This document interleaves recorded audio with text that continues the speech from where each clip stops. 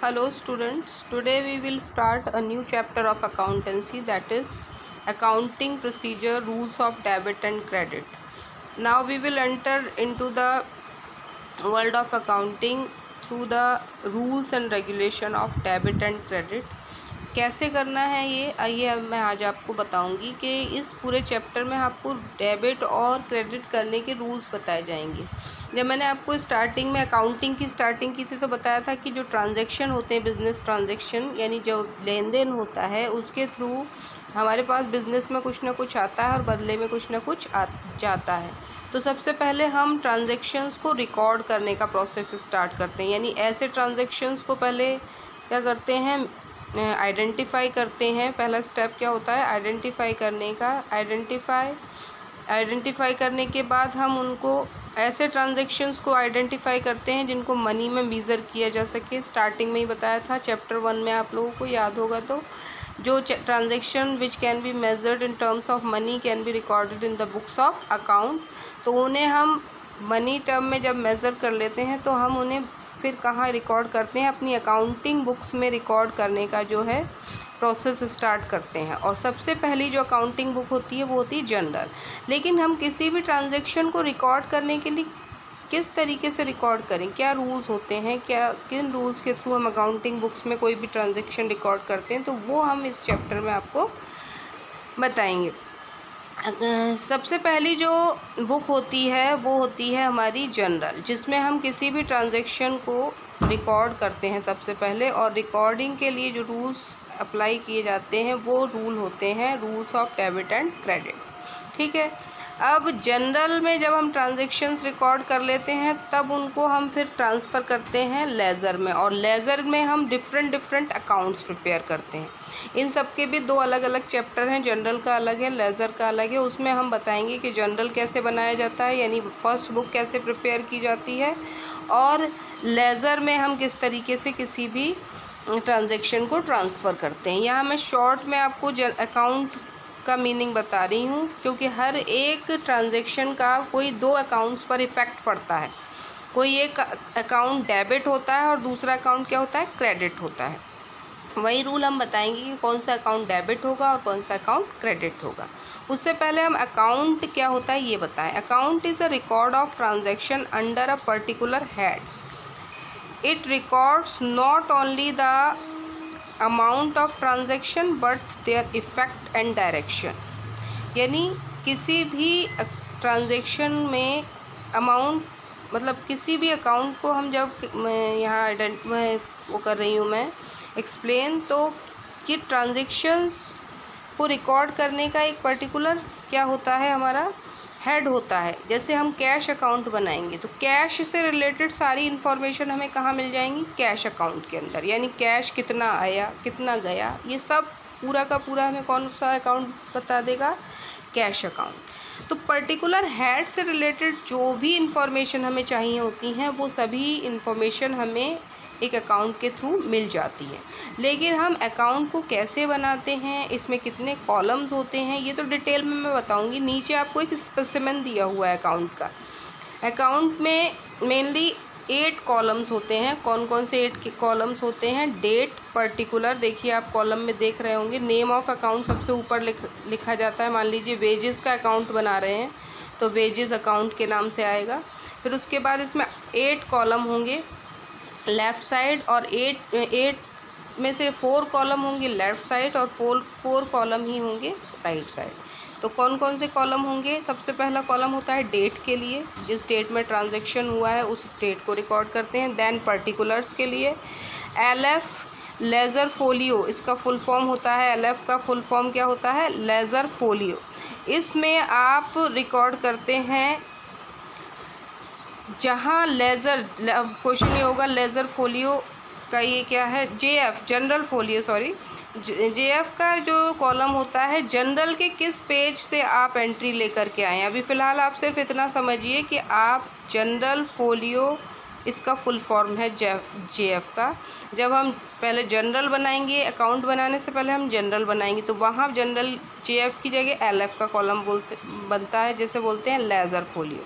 तो जनरल के जिस पेज से आप ये ट्रांजैक्शन लेकर आए हैं उस पेज नंबर को यहाँ मेंशन करना होता है। जनरली ये वाला जो कॉलम होता है ये हमारे यहाँ ब्लैंक रहता है।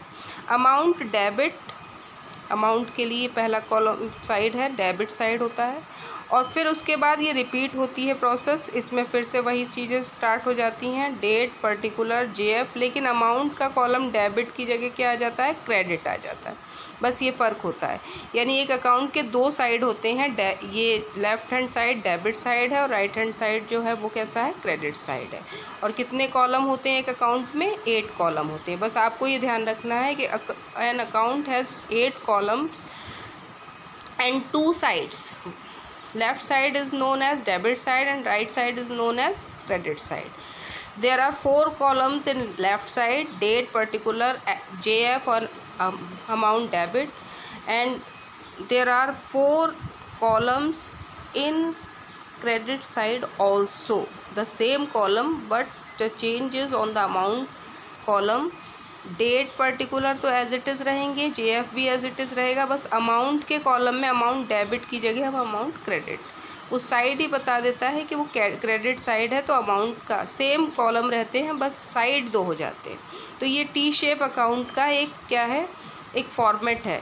अकाउंट जब हम बताएंगे तब आपको दोबारा से आपको इसको फॉर्मेट को भी बताएंगे और इसके रूल्स भी कि किस तरीके से अकाउंट में कौन सा अकाउंट डेबिट और क्रेडिट होता है। फ़िलहाल मैं अभी आपको बता रही हूँ टाइप्स ऑफ अकाउंट। नेक्स्ट जो टॉपिक है वो क्या है, types of account. Classification of accounts के नाम से आपको बुक में मिलेगा। तो क्लासिफिकेशन जो अकाउंट्स का हुआ है वो 2 पार्ट्स, 2 तरीके से किया गया है। एक तो ट्रेडिशनल अप्रोच के अकॉर्डिंग, जिसे इंग्लिश अप्रोच भी बोलते हैं, और दूसरा मॉडर्न अप्रोच या अकाउंटिंग इक्वेशन अप्रोच और अमेरिकन अप्रोच भी बोला जाता है। तो मैं आपको ट्रेडिशनल अप्रोच के अकॉर्डिंग अकाउंटिंग में के कौन कौन से रूल्स होते हैं वो भी बताऊंगी, और साथ में ये भी बताऊंगी कि अकाउंट्स को कितने पार्ट्स में डिवाइड किया जाता है, और वही हम फॉलो करेंगे क्योंकि मेनली हम इन्हीं को फॉलो करके अकाउंट्स प्रिपेयर करते हैं। जनरल एंट्रीज़ भी इन्हीं के थ्रू करते हैं और लेजर पोस्टिंग भी। तो आप ट्रेडिशनल अप्रोच यानी इंग्लिश अप्रोच को समझेंगे आज। ट्रेडिशनल अप्रोच के according there are 2 main types of account, personal accounts and impersonal account. कौन कौन से अकाउंट हैं, पर्सनल और इम्पर्सनल। अब यहाँ पर आते हैं कि पर्सनल अकाउंट कौन कौन से अकाउंट हैं। तो पर्सनल अकाउंट में को भी 3 पार्ट्स में डिवाइड किया गया है। कौन कौन से पर्सनल अकाउंट्स के पार्ट हैं, natural personal account,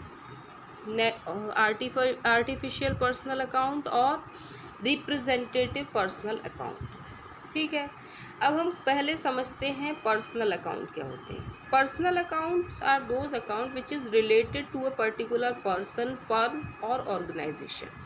personal account किसी पर्टिकुलर फर्म या पर्सन या ऑर्गेनाइजेशन से रिलेटेड अकाउंट्स होते हैं। ये मेनली डेटर्स और क्रेडिटर्स या किसी स्पेसिफिक कंपनी या किसी पर्सन से रिलेटेड अकाउंट होते हैं। जैसे किसी नाम से अगर हम कोई अकाउंट बनाते हैं किसी के नाम से, तो वो सभी पर्सनल अकाउंट की कैटेगरी में आते हैं। पर्सनल अकाउंट में हम कैपिटल अकाउंट को भी इंक्लूड करते हैं और ड्राइंग्स के अकाउंट को भी पर्सनल ही अकाउंट की कैटेगरी में इंक्लूड किया जाता है।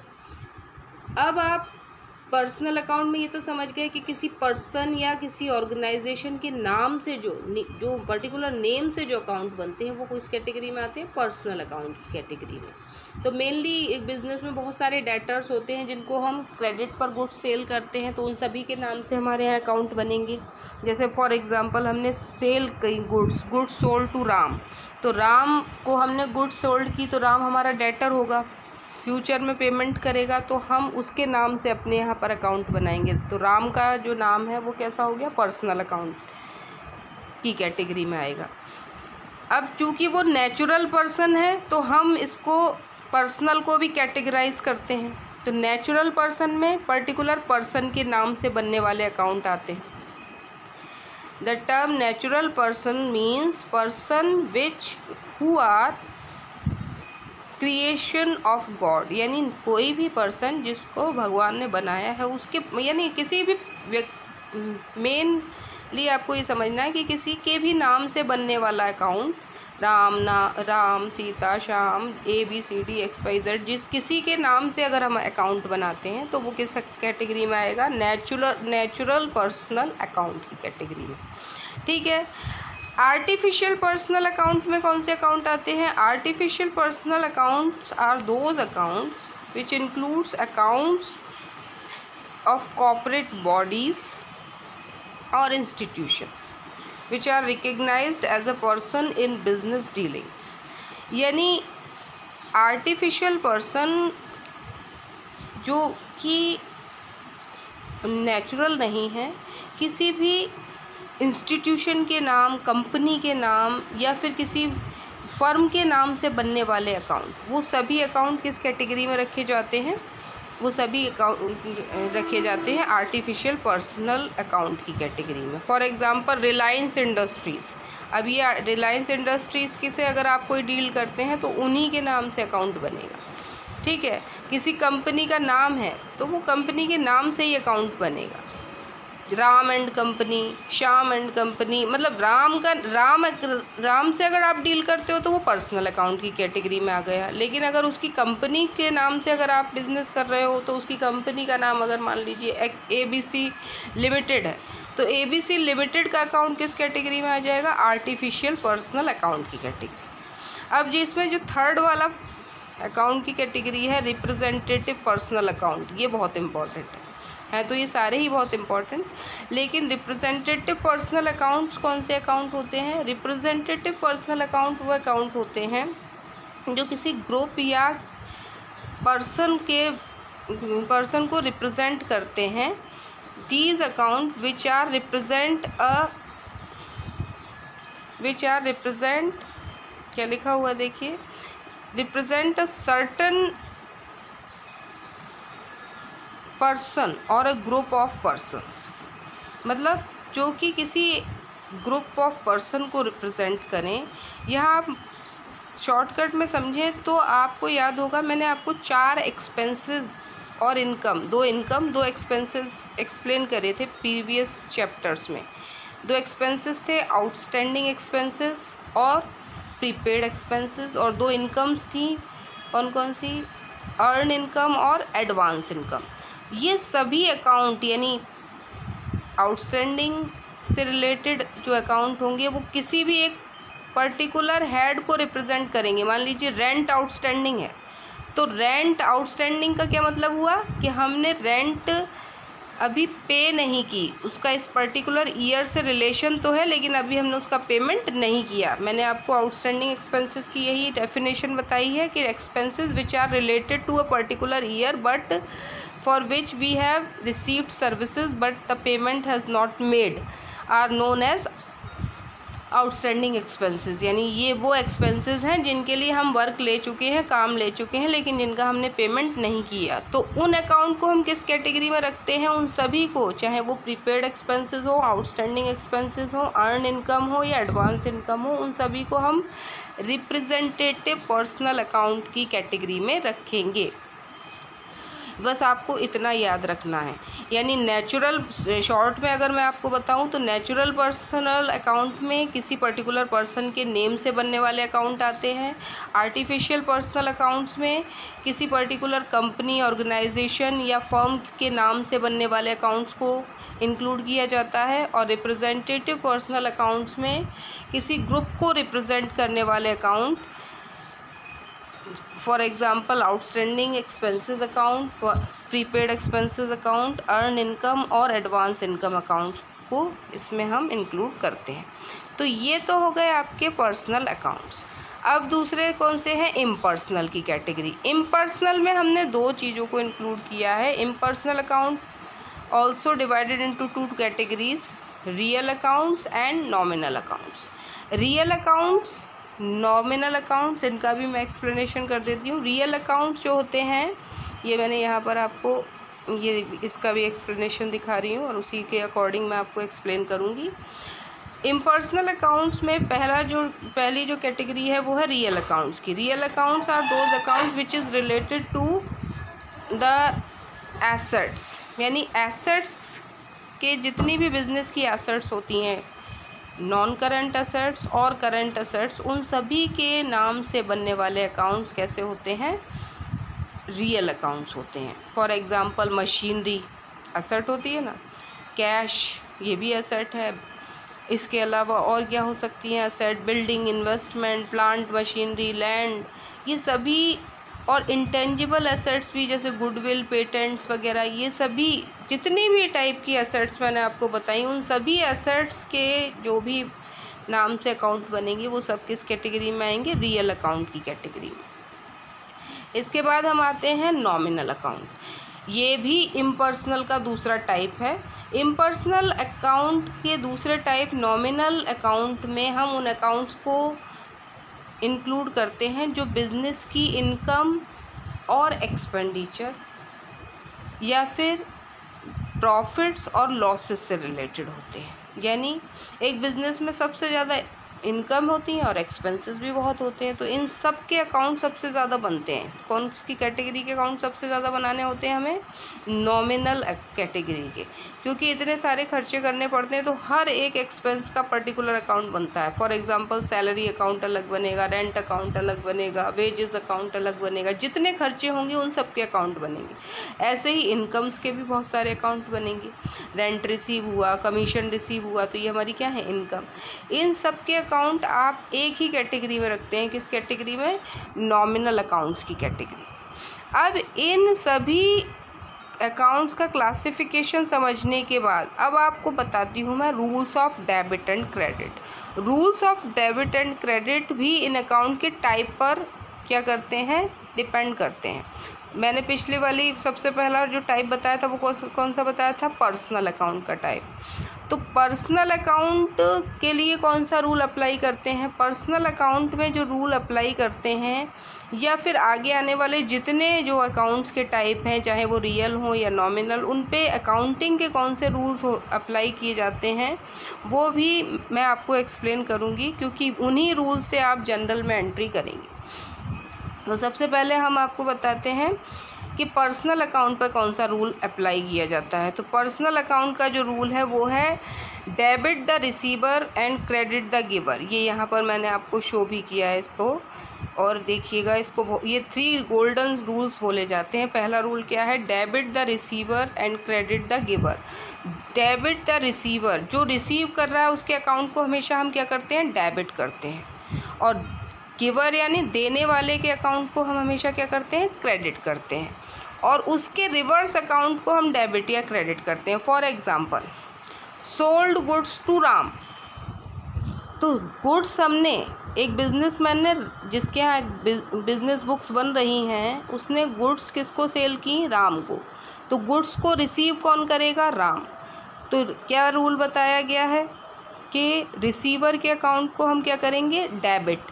अब सोल्ड गुड्स टू राम, तो सबसे पहले तो हमें ये पहचानना पड़ेगा ट्रांजैक्शन क्रेडिट है या कैश है।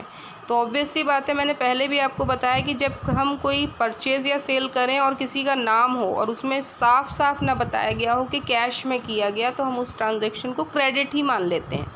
अगर हम इसी एग्जांपल को चेंज कर दें, sold goods to Ram in cash, तो सीधा सीधा पता चल रहा है कि ट्रांजैक्शन कैसा है? कैश में है।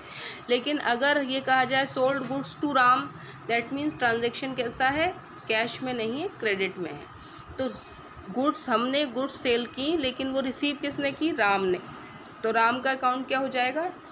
डेबिट। और बिजनेस की गुड्स को जब हम सेल करते हैं तो उसके लिए स्पेशल सेल्स अकाउंट बनता है। ये ध्यान रखिएगा हमेशा कि जिन गुड्स में हम डील करते हैं या जिनमें हमारा बिजनेस रन करता है, उन बिजनेस गुड्स को जब हम सेल करते हैं तो बिजनेस बुक्स में कौन सा अकाउंट ओपन होता है? Sales account. तो आप डेबिट किसे करेंगे? रिसीवर। रिसीवर कौन है? राम। रिसीव रूल के अकॉर्डिंग यही हुआ ना कि रिसीवर को तो हम क्या करते हैं? डेबिट। तो राम डेबिटेड, जनरल एंट्री जब हम बनाएंगे तो एंट्री बनेगी Ram debited to sales account. Journal का चैप्टर आएगा तब मैं ये रूल्स दोबारा आपको एक्सप्लेन करूँगी, लेकिन तब तक आपको याद रखने हैं। तो रूल क्या है? Debit the receiver and credit the giver. अब इसका भी एग्जाम्पल समझ लीजिए। क्रेडिट द गिवर का मतलब क्या हुआ कि जो देगा उसका अकाउंट क्या होगा? क्रेडिट होगा। अब मान लीजिए मोहन को हमने पहले कभी गुड्स सेल की, या राम ही इसी एग्जांपल को ले लीजिए कि अगर अभी तो हमने उसको गुड्स क्या की हैं, क्रेडिट पर सेल की हैं। मान लीजिए 10 दिन बाद राम हमें पेमेंट कर दे, कैश पे कर दे, तो ट्रांजैक्शन क्या होगा, कैश रिसीव्ड फ्रॉम राम। तो कैश रिसीव्ड फ्रॉम राम, देने वाला कौन है, राम। तो इस बार राम को हम डेबिट की जगह क्या करेंगे, क्रेडिट, और हमें उससे क्या मिला है, कैश मिला है। तो कैश का अकाउंट क्या होगा, डेबिट होगा, और राम का अकाउंट क्रेडिट हो जाएगा। आपको भी ये ध्यान देना है बस इस रूल के अकॉर्डिंग कि देने वाले को क्या करना है, क्रेडिट करना है, और जो रिसीव करेगा उसके अकाउंट को क्या करना है, डेबिट करना है। Debit the receiver, credit the giver, ये रूल नंबर 1 है। रूल नंबर 2 जो अप्लाई होता है रियल अकाउंट्स पर। रियल अकाउंट में जो भी आए, debit what comes in, credit what goes out, जो भी आए उसे डेबिट करें। ये बीच में दिए हुए हैं बॉक्स में ये रूल्स, आप लोग ध्यान से पढ़ भी लेने। जो भी आए, debit the receiver, debit what comes in and credit what goes out, यानी जो जाए उसे क्रेडिट करो और जो आए उसे डेबिट करो। अब हम पुराना वाला ही एग्जाम्पल रिपीट करते हैं। गुड्स सोल्ड टू राम, तो यहाँ पर हमारे पास से गुड्स गई, तो हमने क्रेडिट क्या किया था, याद होगा आपको, हमने क्रेडिट किया था गुड्स की जगह हमने अकाउंट ओपन किया था सेल्स का। तो सेल्स के अकाउंट को हमने क्रेडिट किया क्योंकि हमारी गुड्स चली गई, तो जो जाए उसका अकाउंट क्या होता है, क्रेडिट। अब राम ने जब पेमेंट किया तो हमने एंट्री क्या बनाई, cash account debited to Ram. तो कैश आया, जो आए उसका अकाउंट क्या करते हैं, डेबिट। तो डेबिट व्हाट कम्स इन, ये रूल वहाँ पर अप्लाई हुआ। अब देने वाला कौन था, राम, तो राम के अकाउंट को क्रेडिट कर दिया। ये जो रूल्स होते हैं एक दूसरे के साथ मिक्स होते हैं। अब लास्ट वाले टाइप्स ऑफ अकाउंट यानी नॉमिनल के साथ हमारा थर्ड रूल अप्लाई होता है। नॉमिनल के साथ हमारा रूल अप्लाई होता है debit all the expenses and losses and credit all the incomes and profits और गेन भी बोल सकते हैं। यानी जितने भी एक्सपेंसेस और लॉसेस होते हैं उनको तो हम क्या करते हैं, डेबिट करते हैं। जैसे फॉर एग्जांपल सैलरी पेड। अब सैलरी पेड, तो सैलरी क्या है, एक्सपेंस है, हमने पेमेंट किया है सैलरी का, तो एक्सपेंस है, तो सैलरी अकाउंट क्या होगा, डेबिट होगा। लेकिन सैलरी में हमने दिया क्या होगा, कैश। तो कैश जब जाएगा, अब ऊपर वाले रूल पर आइए कि जो भी जाए उसका अकाउंट क्या होता है, क्रेडिट। तो कैश अकाउंट, ऑब्वियसली बात है, जब हम सैलरी देंगे तो सैलरी देते टाइम कैश जाएगा, तो कैश अकाउंट क्या हो जाएगा, क्रेडिट। तो एंट्री क्या बनेगी, salary account debited to cash account. ऐसे ही अगर मान लीजिए हमें कमीशन रिसीव होता है तो वो इनकम है, इनकम्स के अकाउंट के लिए क्या रूल है, क्रेडिट ऑल द इनकम्स। तो इनकम्स को हम क्रेडिट करेंगे, तो क्या एंट्री बनेगी, आपके पास क्या आएगी, कमीशन आएगा, तो कमीशन अकाउंट को आप क्रेडिट करेंगे क्योंकि यही रूल है ना कि क्रेडिट ऑल द इनकम्स। तो कमीशन अकाउंट क्या हो जाएगा, क्रेडिट हो जाएगा। लेकिन कमीशन में हमें रिसीव क्या होगा, कमीशन में हमें मिलेगा कैश। तो कैश जब आए तो क्या रूल है कि जो भी आए, debit what comes in, cash आ रहा है तो कैश अकाउंट क्या हो जाएगा, वो हो जाएगा डेबिट। इस तरीके से इन रूल्स को हम अप्लाई करते हैं। अभी मैं आज आपको फर्स्ट टाइम बता रही हूँ, हो सकता है आपको समझने में थोड़ी सी प्रॉब्लम हो रही हो, लेकिन जब हम जनरल एंट्रीज करेंगे तो इन रूल्स को दोबारा रिपीट करेंगे। तब तक आप इन सभी को ध्यान से पढ़ें। ये चैप्टर में बस यही कुछ इंपॉर्टेंट पार्ट है जो मैंने आज आपको एक्सप्लेन कर दिया। नेक्स्ट टाइम जो चैप्टर मैं स्टार्ट करूँगी वो होगा जनरल का, तो वो जनरल के उस चैप्टर में इन रूल्स को मैं फिर से रिपीट करूँगी। आप तब तक इसको ध्यान से पढ़ें और इसके नोट्स भी प्रिपेयर करें। Thank you.